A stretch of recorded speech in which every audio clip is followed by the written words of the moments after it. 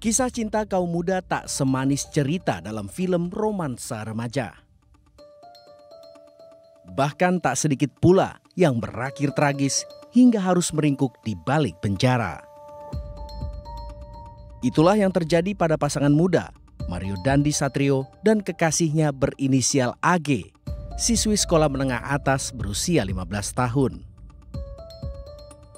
Hanya karena mendapat cerita bahwa sang kekasih diperlakukan tidak baik oleh mantannya berinisial D, Mario yang berusia 20 tahun melakukan penganiayaan berat kepada D, remaja 17 tahun di sebuah perumahan elit di kawasan Pesanggerahan, Jakarta Selatan.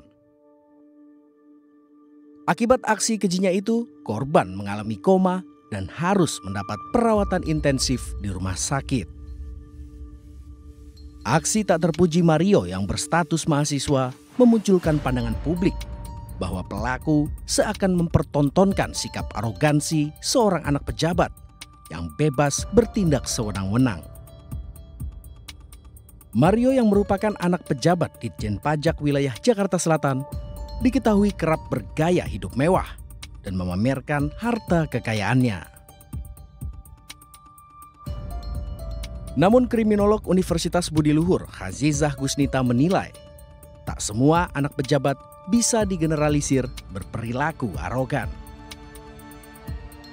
Perilaku kekerasan dan kekejaman yang ditunjukkan tersangka Mario bisa jadi akibat dipengaruhi faktor lingkungan dan keluarga. Basic awal bagaimana seseorang itu menjadi sesuatu, menjadi berbuat sesuatu ke tindakan kekerasan, kita kan melihat dulu ruang lingkup di basic keluarganya bagaimana. Didikan, lingkungannya gitu, circle-nya kalau sekarang ya dibilangnya. Jadi mungkin potensinya jauh lebih besar gitu ya daripada mungkin di luar dari anak pejabat. Tapi tidak bisa juga digeneralisir.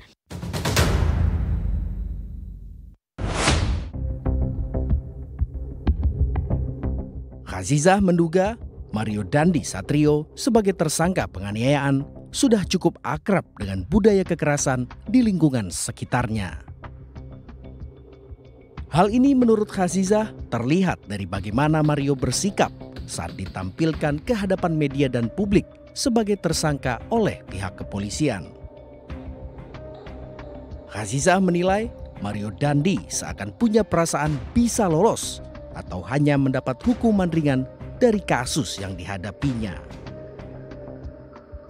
Padahal aksi penganiayaan yang dilakukan pemuda 20 tahun itu bisa digolongkan sebagai penganiayaan berat terencana. Realnya faktanya di lapangan ada penganiayaan, beratnya karena sampai koma gitu ya. Pasal pun ada dan kemudian kita lihat mungkin ada situasi yang memang direncanakan gitu ya. Mungkin bahasa saya lebih kepada penganiayaan berat berencana gitu ya. Jadi sudah diniatkan, istilahnya sudah di planning melakukan kekerasan.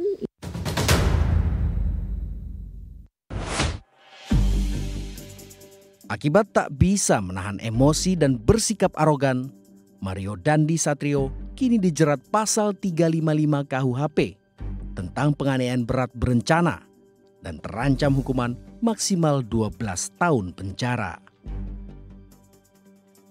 Tak sampai di situ, ulah Mario juga membuat ayahnya Rafael Alun Trisambodo harus diperiksa oleh KPK untuk menjelaskan asal-muasal harta kekayaannya. Saya sudah sampaikan itu, sudah ya.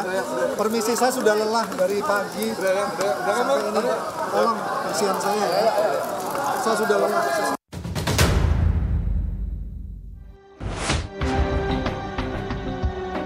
Hasil pemeriksaan KPK mengungkap fakta bahwa mobil mewah jenis off-road yang kerap dipamerkan sang anak di media sosial terdaftar atas nama orang lain yang tinggal di sebuah gang. Sementara sepeda motor mewah jenis Moge yang sering digunakan tersangka Mario ternyata tidak memiliki plat nomor resmi. Dari Jakarta, tim liputan untuk CSI RTV.